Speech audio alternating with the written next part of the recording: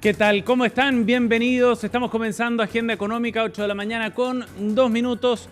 Comienza nuestra revisión de cada mañana. Gracias por estar con nosotros para que echemos juntos un vistazo a lo que está ocurriendo en materia económica de negocios. Hay noticias internacionales bien importantes respecto a acercamientos entre Estados Unidos y China, que seguramente será uno de los temas más relevantes para el día de hoy en este cierre de semana, ya día viernes 27 de junio. ¿Les parece que revisemos primero los indicadores? Son los números con los que partimos esta jornada y los revisamos a continuación. Ustedes lo verán en pantalla ya desplegados, qué es lo que ha pasado con los indicadores a nivel local. En la Bolsa de Comercio de Santiago, ayer nuevamente tuvo un alza. Esta vez fue de 0,44% y el IPSA va dejando atrás así entonces una semana que había partido con noticias algo negativas. El lunes, sobre todo, en medio de la incertidumbre tras el ataque de Estados Unidos a Irán, había mucha más volatilidad en los mercados y el indicador selectivo local incluso estuvo llegando a niveles por debajo de los 8.000 puntos. Bueno, esa tendencia se revirtió con el paso de los días y ayer cerró con un alza y llegando a los 8.176 puntos en el mercado local, destacando las acciones de nitratos, oro blanco, SQMA, CCU y SQM en su serie B como las que subieron más, mientras que hubo caídas en las acciones de vapores y de BCI como algunas de las bajas relevantes el día de ayer. Por otro lado, el precio del dólar está en 931 pesos cotizándose para el día de hoy, a pesar de que el cobre ha subido con mucha fuerza y volvió a superar los $5 la libra. Esto no generó grandes cambios en el tipo de cambio el día de ayer. Y por último, revisamos también el valor de la UF, 39.259 pesos la cotización para hoy. El euro, en tanto, hablando de tipo de cambio y de monedas, 1.171 pesos el valor para hoy día. Nos vamos a revisar ahora los indicadores a nivel internacional. Veamos qué es lo que está ocurriendo afuera con bolsas de comercio que están operando a esta hora de la mañana en terreno positivo, de acuerdo a los datos que vemos en línea. Por otro lado, ayer Standard & Poor's en la bolsa de Nueva York, bien digo, subió 0,8% en las transacciones del día de ayer. Lo mismo ocurrió con otros indicadores de Wall Street. Por otro lado, el cobre hasta ahora está tendiendo levemente a la baja, pero sigue por sobre los $5 la libra en estos niveles históricos. Y por otra parte, el petróleo vuelve a subir tal como lo hiciera ayer, $65,72 el barril. Los datos con los que estamos partiendo entonces esta edición de Agenda Económica. Son las 8:04. Pasamos ahora a revisar los titulares y los temas más importantes de esta jornada. Los vamos a ver a continuación en la revisión de las portadas de los medios escritos, comenzando esta vez por Diario Pulso y su titular principal para abordar un asunto que ha estado en el centro de la discusión durante esta semana. Tiene que ver con las contribuciones y la posibilidad de que se generen cambios en el cobro de este impuesto territorial. Lo que ha aclarado ayer el Ministerio de Hacienda es que el límite de contribuciones anunciado por la cartera en el proyecto que va a presentar en el Congreso podría favorecer a cerca de 160.000 adultos mayores a lo largo del país, es lo que destaca esta crónica que trae hoy día Pulso y que permite aterrizar de esa forma entonces el efecto que puede tener esta iniciativa que, recordemos, el gobierno va a llevar al Congreso en el marco de otro proyecto misceláneo. De esta forma entonces se aterriza el beneficio y el foco que va a tener este proyecto. Recordemos que la iniciativa busca limitar el pago de contribuciones de los adultos mayores a máximo el 5% de sus ingresos. Ese sería el techo, pero esa medida solo va a correr para el 60% de menores recursos en ese segmento etario, es lo que destaca Diario Pulso en su portada. Otro de los titulares un poco más abajo, novedades respecto al caso Factop. Le contábamos esta semana que la Fiscalía había llegado a una suspensión condicional con los ejecutivos de Larraín Vial involucrados en esta causa. Bueno, los querellantes recurrieron a la Corte para anular esa suspensión condicional, es lo que informa también Diario Pulso.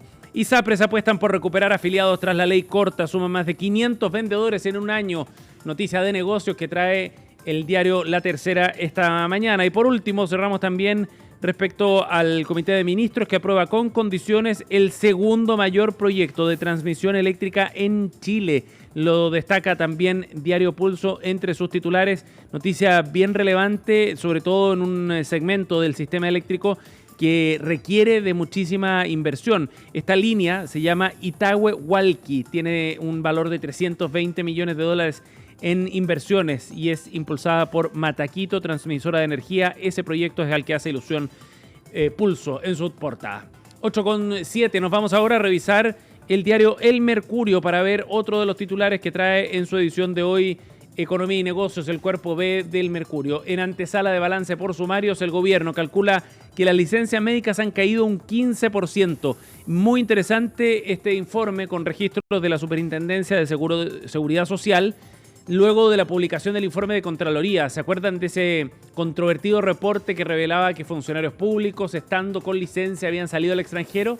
Bueno, luego de que comenzaran los balances en distintas reparticiones públicas, ya hay un informe que revela que han caído las licencias médicas. Es decir, ha habido un desincentivo quizás a tomar este tipo de permisos. El Ministerio de Hacienda entregará hoy día un recuento sobre el estado de los procesos sancionatorios que se ordenaron en todo el gobierno central por el mal uso de esos permisos. Lo trae como tema hoy día El Mercurio.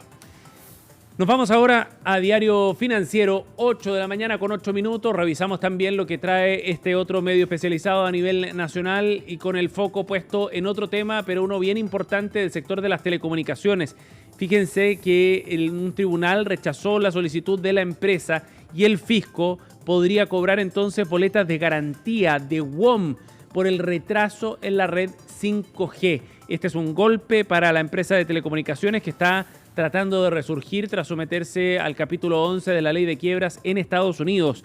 La compañía esta vez pidió a las autoridades que las boletas de garantía se cobren de forma proporcional al avance que tienen los proyectos, como una medida de garantizar cierta estabilidad financiera y evitar que este proceso de transformación vivido tras el proceso de reorganización judicial afecte sus planes. Y otro titular de corte más económico: las lecturas que dejó, la recta final, de las primarias. Expertos enjuician las propuestas de crecimiento, tributos y empleo antes de la elección de este domingo. Lo trae también el Diario Financiero entre sus titulares. Así está la revisión de los temas más importantes del día en la prensa escrita nacional. 8:09.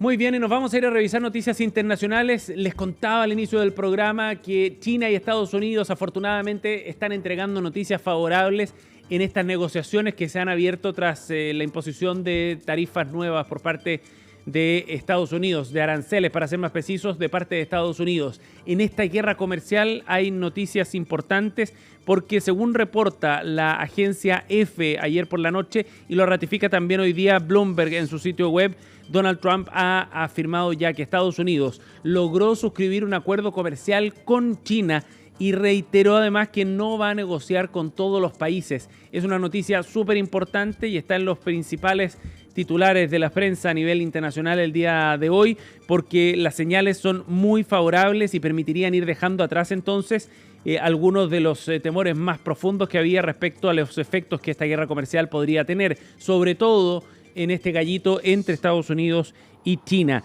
Lo que dijo exactamente Donald Trump, se los voy a leer, es lo siguiente. Según la agencia EFE, Donald Trump ayer, en un acto en la Casa Blanca programado en defensa de su proyecto fiscal y presupuestario, dijo que firmamos el acuerdo con China ayer. Lo acabamos de firmar, confirmaba el líder republicano, que no entregó, eso sí, mayores detalles de este pacto. Sin embargo, es una noticia que ya empieza a trascender y que los mercados se empieza a reflejar como una señal súper favorable por los efectos que tiene desde el punto de vista, sobre todo, de la certidumbre para el crecimiento económico de este año. De hecho, Bloomberg en su sitio web confirma que China y Estados Unidos ya tienen este acuerdo en un marco general. Habrá que ir viendo los detalles, pero que permitiría entonces ir dejando atrás una etapa de altos niveles de conflictividad entre ambas naciones, por lo menos desde el punto de vista arancelario.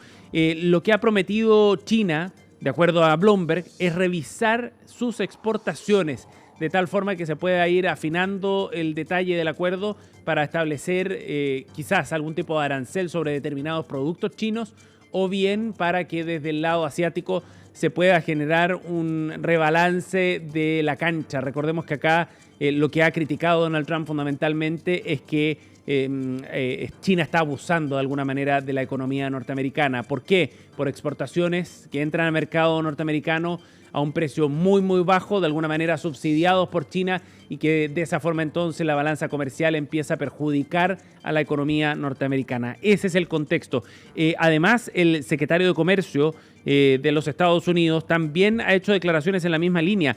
Howard Lutnick conversó con Bloomberg Televisión y dijo que el acuerdo efectivamente se había firmado y sellado en esa conversación con la agencia de noticias Bloomberg, en un entendimiento comercial que se habría alcanzado en Ginebra, lugar donde se estaban desarrollando precisamente este tipo de conversaciones. Recordemos que los Estados Unidos había establecido primero una serie de aranceles sobre China, Canadá y México. Recordarán ustedes que ese fue el primer embate que lanzó la Casa Blanca, y luego esto se expandió a otras economías en el mundo, incluyendo Chile, por cierto, que también está en proceso de negociación con los Estados Unidos. Esas conversaciones bilaterales, país con país, están abiertas en otros casos también. Pero de todas maneras, el presidente norteamericano dijo que no vamos a hacer tratos con todos. Esto lo dijo ayer. Les enviaremos una carta con un gracias y un pagas el 25, 35 o 45%, fue lo que sostuvo Donald Trump. ¿Qué va a pasar en el caso de Chile? Recordemos que hay un tratado de libre comercio vigente, y por lo mismo entonces los esfuerzos chilenos están por hacer respetar ese tratado. Y hay temas sobre la mesa que no tienen que ver necesariamente con asuntos arancelarios, sino más bien con otro tipo de asuntos económicos o políticos también que están sobre la mesa dentro de cada una de las conversaciones que Estados Unidos está llevando adelante con las naciones a nivel global. Por ahora, por lo menos, los mercados están subiendo, impulsados precisamente por estas conversaciones comerciales. 8,13.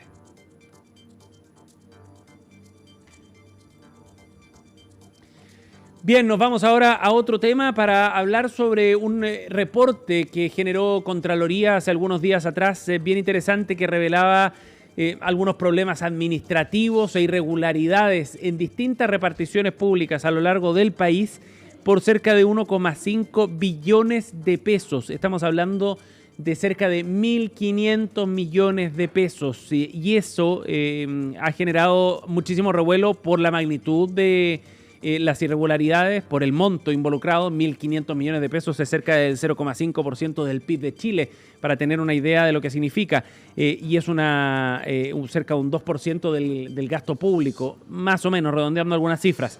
De esa forma, el reporte que elaboró Contraloría con la detección de todas estas irregularidades, que es un informe público que está en el sitio web, generó mucha repercusión. La interpretación errada que hicieron algunos, eso sí, es que aquí esa plata podría haberse perdido sencillamente del erario público. Bueno, ayer el ministro Marcel abordó los detalles de este informe y negaba que hubiese algún tipo de descontrol de la administración pública o que esos dineros se hubiesen perdido y que hubiese fraude detrás de esos 1.500 millones de dólares. De hecho, el ministro especificaba que acá la Contraloría explícitamente insta a cada una de estas instituciones analizadas a realizar las correcciones correspondientes para poder llevar adelante un buen uso de esos recursos. Escuchemos qué fue lo que dijo el ministro de Hacienda, quien explicó cuál era el alcance finalmente de este reporte consolidado de Contraloría.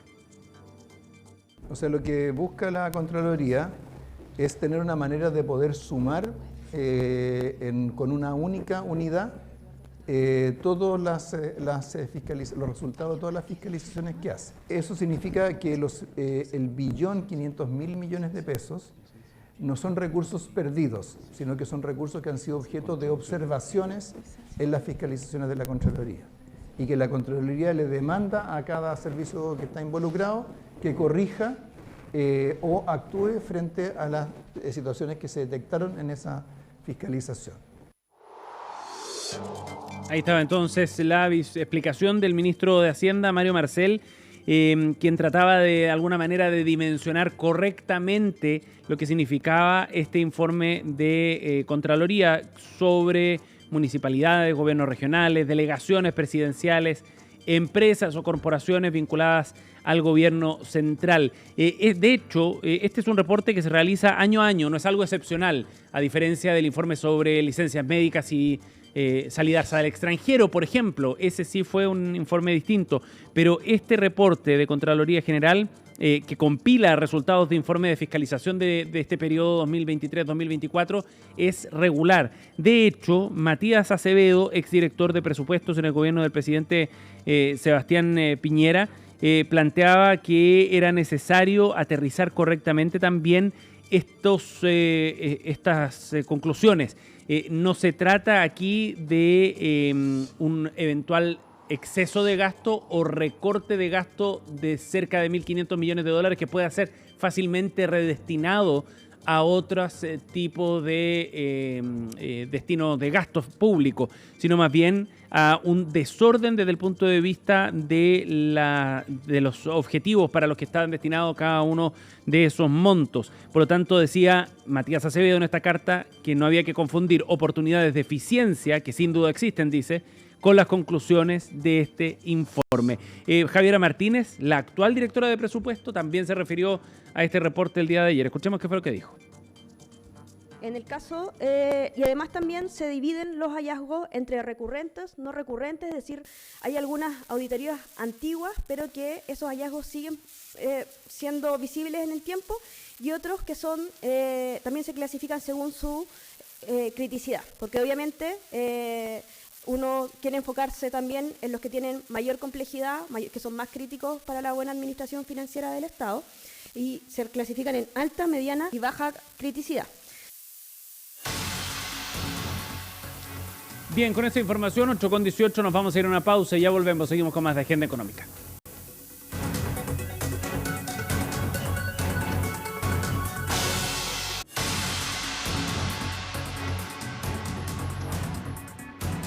Ya estamos de vuelta, 8:20 minutos, digo. Estamos de regreso aquí en Agenda Económica AM. Hoy, 27 de junio, se conmemora el Día Internacional de la Pequeña y la Mediana Empresa, de la PYME. Y con esa excusa queremos conversar a esta hora de la mañana con el vicepresidente de CONAPYME, Héctor Sandoval, está con nosotros. Gracias por el contacto, Héctor, muy amable.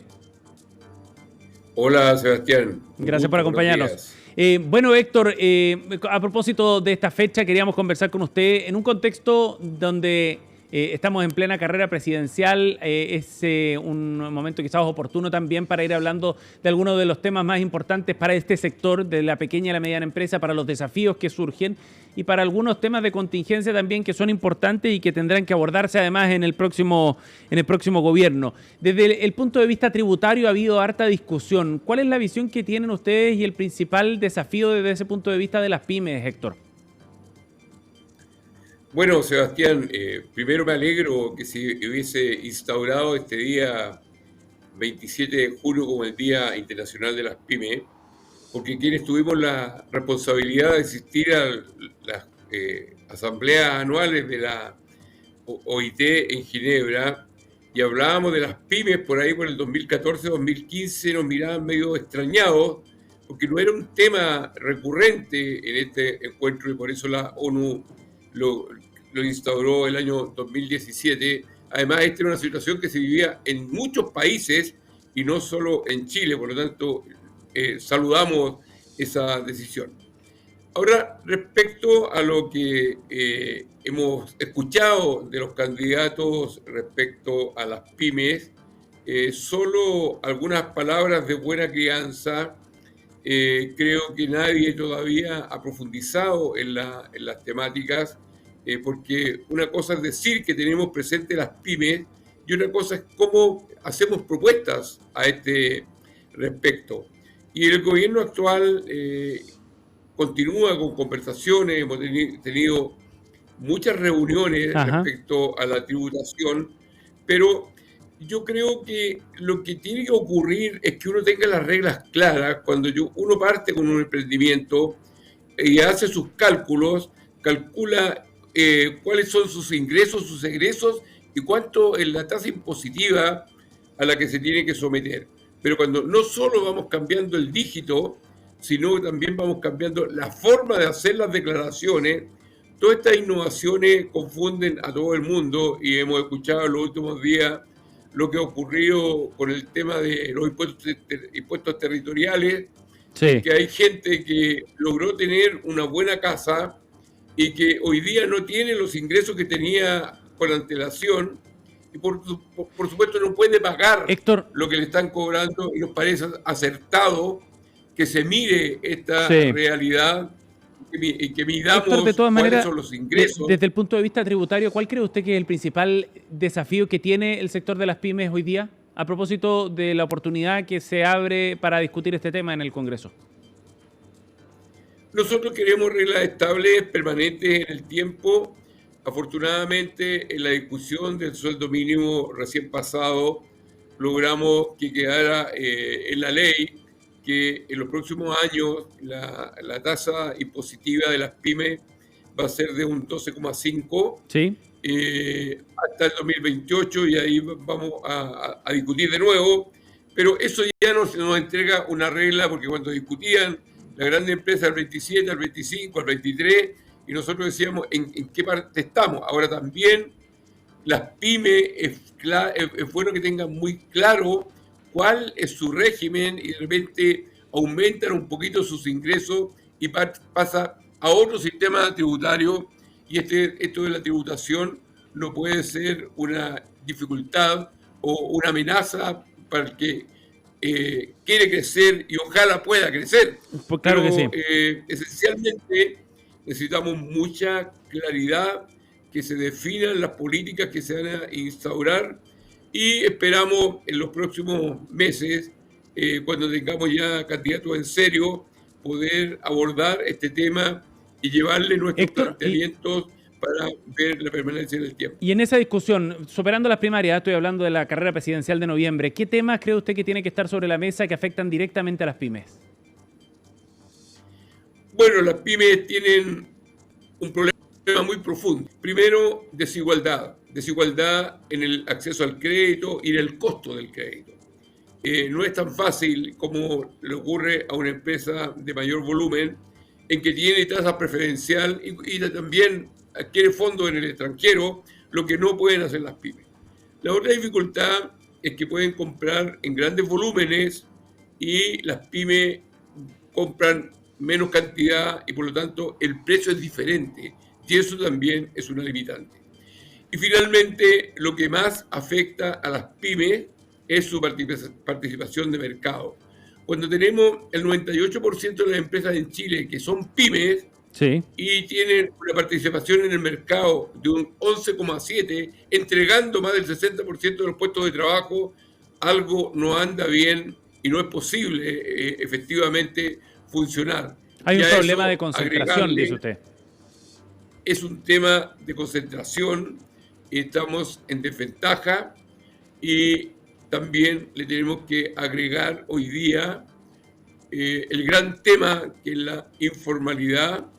Y estamos todos aterrorizados con la delincuencia, y cuando trabajábamos hasta la medianoche, hoy día se entra el sol, todos nos escondemos, no es posible seguir produciendo, porque además los trabajadores no tienen que movilizarse a las 9, 10 de la noche, por lo tanto, esa es una tremenda complejidad, y aquí, como una expresidenta decía, hay que emparejar la cancha. Efectivamente, hay que emparejar la cancha de tal manera que las pymes, que entregan más del 50% o el 60% Héctor, los puestos de trabajo, puedan subsistir en el tiempo. Y a propósito de esa creación de empleo, solo para cerrar, pero ¿qué efectos ha tenido desde el punto de vista de las pymes los aumentos de costos laborales en nuestro país? ¿Se ha ido reajustando el salario mínimo? ¿Han entrado en vigencia nuevas modificaciones que van a ir subiendo la carga desde ese punto de vista? ¿Cómo ven ese efecto ustedes en las pymes? Bueno, tanta innovación legislativa nos tiene muy complicado. Hay que observar que desde que asumió este gobierno hasta el día de hoy, el sueldo mínimo aumentó un 46%, y no es solo lo que ganan el mínimo, los que están sobre esa cantidad quieren un aumento en sus ingresos legítimamente en la misma proporción. Por lo tanto, han aumentado los sueldos en Chile un 46% y se tienen que someter a estas nuevas políticas, como es las 40 horas. Hoy día nadie lo dice, pero es una tremenda complicación la ley Carín. Discuten dos compañeros de trabajo y le aplican la ley Carín y hay que iniciar todos estos procesos administrativos, nombrar poco menos que un fiscal interno, y eso está trayendo mucha complejidad, esencialmente cuando las pymes no entienden la legislación. Bien.